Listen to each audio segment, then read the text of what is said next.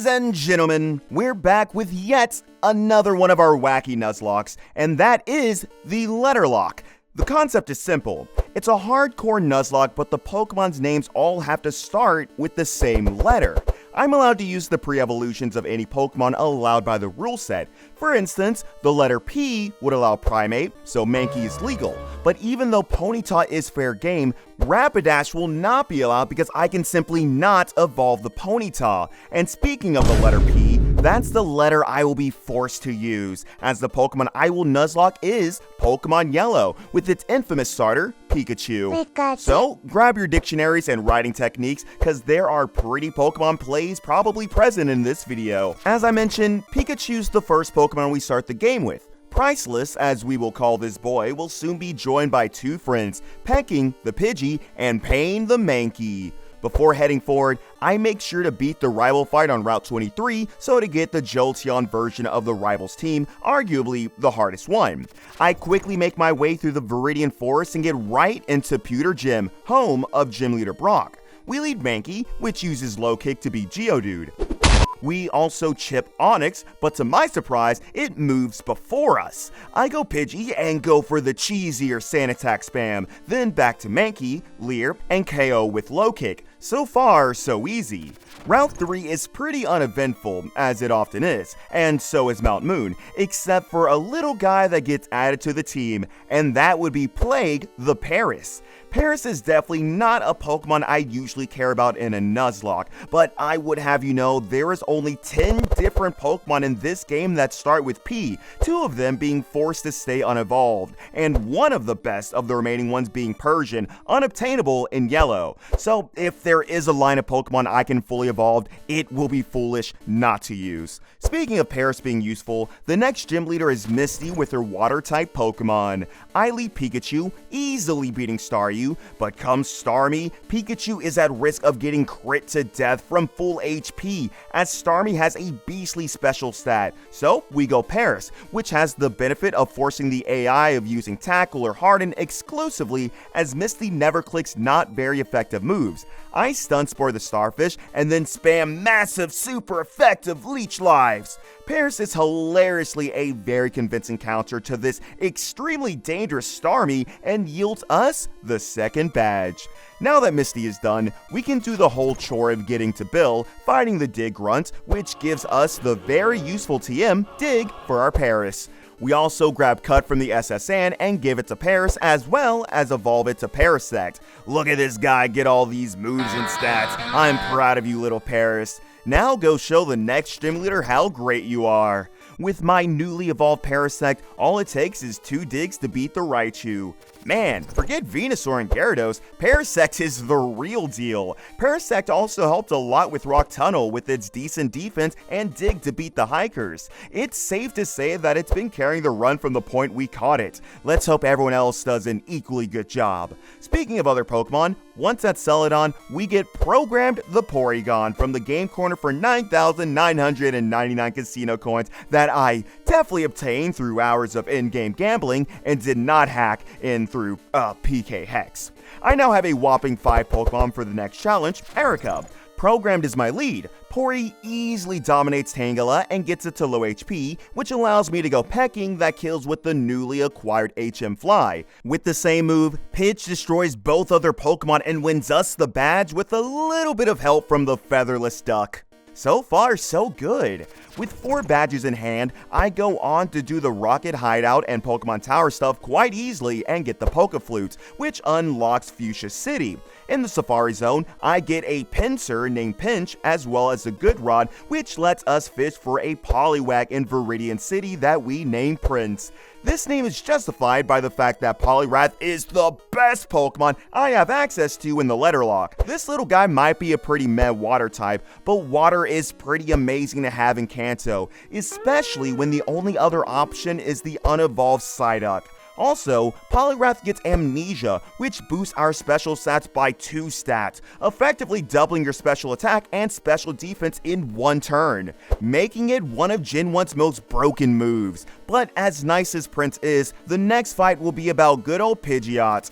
Koga, unlike in Red and Blue, has a team of 3 Venonats and a Venomoth, making this team food for more fly spam. Pidgeot is officially the second best Pokemon in the whole team, right after the GOAT, Parasect. Speaking of the GOATs, now is the time for the strongest gym leader in Kanto, Sabrina. Psychic types are notoriously the best type in Gen 1, and this run does not make things easier for us, with underpowered Pokemon 2 of which are fighting types. Here is how I plan to solve this. Use Pinsir and Kamikaze it into her team if necessary to protect the other Pokemon, which will hopefully be a lot more useful later on. I, however, mistakenly replaced the wrong move when attempting to learn HM Strength on Pinsir and replace Slash, an insane move in Gen 1 due to its ability to crit nearly 100% of the time. I lead my Pinsir, defeat Abra and Kadabra, and then Zam comes last. Sabrina uses an X-Defend as Pinsir hits a Strength for about 50% damage. Sabrina starts healing as I try to damage her, and guess what? Gen 1 AI has infinite PP, so unless I get a crit, she can feasibly PP stall me to death and have a defense boosted Zam to beat me up with. Thankfully though, Sabrina is still a Gen 1 AI bot and ends up using Psywave as I put Zam into very low HP. Next turn, she clicks Reflect, a massive brain tactical move, and Pinsir manages to solo her team, granting me the 6th badge. Now that I have 6 badges, Poliwrath season is officially open. Blaine has Fire-type Pokemon, how cute. Amnesia, Surf. GG, easy, well played. Next up is Giovanni. If this was Red or Blue version, this battle would go much like Blaine, but in this game, Giovanni can actually play Pokemon and has an actually decent team with Gen 1/Persian, coverage moves, and a Rhydon. So I will need to actually look at the screen while playing the video game, which is quite a bummer. The man leads Dugtrio. He clicks Earthquake, thankfully no crit, and I surf for the first kill. Persian is next. I go Pidge and Toxic as he slashes me. Now, at least I can never be completely swept by double team antics. I fly up to stall further. Thankfully, I don't miss Flying and finish this with a quick attack. 2 down, 3 to go. Nidoqueen is next, and she has Thunder, so there's no going to Poliwrath. Except, if I go Plague first, Spore the Queen, and then Poliwrath, I can then Amnesia once and just sweep with Surf on those slow ground types. That's 8 badges, baby. Now, one of the advantages of playing this kind of rule set is that there is no dilemma over what to bring to Elite Four, as we only have 9 Pokemon available, 2 of which we didn't even catch as we can't evolve them. We box Pinsir and just bring everyone else to the gauntlet. Let's go. I lead Pika into Lorelei. If this were Red or Blue, one could easily lead Poliwrath and have her spam Rest as Amnesia gets spammed to hell and back, but due to a potential soft lock in the game which funnily enough involves Primeape, one of our Pokemon, the AI for Lorelei's Dugong specifically has been changed, so I'll not try any funny stuff against her. I instead lead Pikachu, Thunderbolt for great damage, but get crit with Bubble Beam. Thankfully, I can still proceed to beat the Dugong and the incoming low special defense Cloyster as well. Next is Slowbro. I go Programmed and simply spam Thunderbolt. Thanks Surge for that TM by the way, to beat the mighty lazy brother. Next is Jinx. After some back and forth, I realize this thing does not have any psychic moves, so I can just go Poliwrath and try to sweep from here. But she lovely kisses the Poliwrath. I try and stay in until I wake up and get a lethal Earthquake from there. Last is Lapras, and thankfully my EQ is more damage than Lapras's Body Slam. After a few turns, our first Elite Four fight goes deathless. Bruno is next. I lead Plague, but completely forget this is Pokemon Yellow, and the Onix has Rock Slide, which gets me to take good damage before sending it to sleep. At this point, I probably should have just Amnesia swept with Poliwrath, but for some reason, I didn't do that and killed with Dig instead. Hitmonchan comes next. I go Primeape and simply have a fighting type showdown, trying to hit through double teams, which I do a couple of times, but failed to get the last hit in. I go Porygon, as this does not have no stab moves, and after some pain managed to score Psychic. Lee is next. I go Plague and put it to sleep and then kill it with Slash. Onix comes next. This time, I know not to use Plague for him, so I finally go to Poliwrath and immediately kill it with Surf. Machamp is last. I Surf, and it misses a Leer, which allows Poly to kill with another Surf. Nice. Next up is Agatha, which I should have quite a few tools for hopefully. I try to lead with Pikachu and get a few T-Bolts in until I get Confuse Raid and go pitch to hit a Fly, killing the first Pokemon. Golbat is next, back into Pika and Thunderbolt for a kill. Next is Haunter. I try to just keep the pressure with the mouse, but get put to sleep. I decide to just go Bird, which also gets put to sleep. I stay in, managing to wake up after getting damaged quite a bit, but a Confuse Ray persuades me to go Porygon, which finally disposes of Haunter with Psychic. Next is Arbok, which falls to a Psychic as well, but paralyzes us beforehand. And last is Gengar. This Gengar's moveset is Confuse Ray, Hypnosis, Dream Eater, and Psychic, which makes a paralyzed Porygon surprisingly goated at staying in to fight it. But then again, this guy can check Snorlax in competitive Gen 1, so a Gengar is probably like breakfast for this mighty boy. Unfortunately though, we get fully paralyzed and get our special stat dropped, so we switched out. But Pori manages to also drop Gengar's special, making it more manageable. Plague is next for us. We get confused the first time, but after a pivot through Pikachu, we come back and dig for a win. 3 down, 2 to go. Lance, much like Giovanni, has a much better team in yellow, which is not abusable by forcing good AI to spam agility like his red and blue team is. Gyarados, thankfully, is very easy Pikachu food, but come in Dragonair, we go Plague on a Hyper Beam. We Spore and kill it cleanly, but the second Dragonair has ice moves, so I send in Poliwrath.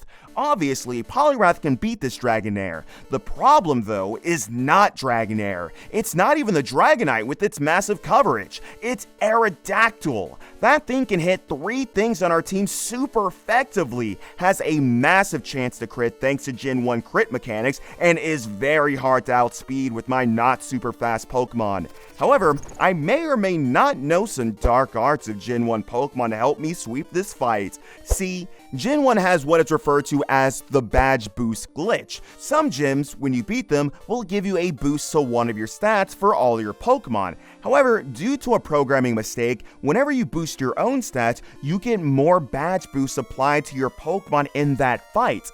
What this means is that Amnesia not only boosts our special, but boosts our speed a little bit too. And we do that 3 times in a row before killing the Dragonair with Ice Beam. Guess who moves first when Aerodactyl comes in? Yup, Poliwrath outspeeds and kills Aero, and Dragonite too obviously. Sorry Lance, you just got Gen 1'd.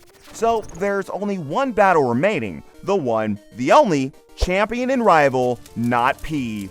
A 6 vs 6 Pokemon battle to determine if the letter P can dominate the Pokemon alphabet. No further introduction is needed. Let's dance. I beat the lead Sandslash with Poliwrath Surf. Alakazam is next, by far the scariest Pokemon on this team. I go Pitch and Toxic just in case this thing pops off. Then I go Porygon and try to have a bit of a brawl before falling after a crit Psybeam. I mistakenly send Pikachu, but then switch to the bird on a Kinesis, but Zam gets its act together and crits our Pitch to death. This time, I send in Pika for real, hoping for no crit and T-Bolt for a kill. Zam down. It did a huge dent in our team, but we're still alive. Egg is next. Apparently, this Executor does not have Psychic, so I go into Primeape, which is less important for some of the other Pokemon on this guy's team, but I get slept. I try waking up, but Gen 1 sleep is very broken, and we get unlucky with the sleep turns. But 2 people can play at a game of Gen 1 stupidity. So I go Plague and Spore, which in Gen 1 can affect grass types, and then win with Slash. Next is Cloyster. Plague is useful for Jolteon and Pikachu, though able to one-shot, cannot be switched into the Cloyster, so I go Poliwrath, who thanks to the Gen 1 good AI, will only ever bait Spike Cannon from the Cloyster. Guess what we're gonna go with all those almost free turns? Yup, it's Amnesia time. Plus 6 Poliwrath easily beats Cloyster and Ninetales, and once Jolt comes last, it does outspeed us, but clicks T-Wave and thus gets absolutely destroyed by EQ. And just like that, we have cemented the P-letter supremacy over the Kanto alphabet. This Nuzlocke was one of the more fun ones I did on this channel, as this restriction is a lot more arbitrary than, say, a monotype Nuzlocke. So I'm looking forward to try it in another game, most certainly with another letter. On that note, don't forget to like, subscribe, and tell us in the comments below if there are more goofy Nuzlockes you want to see happen on the channel. Have a nice one.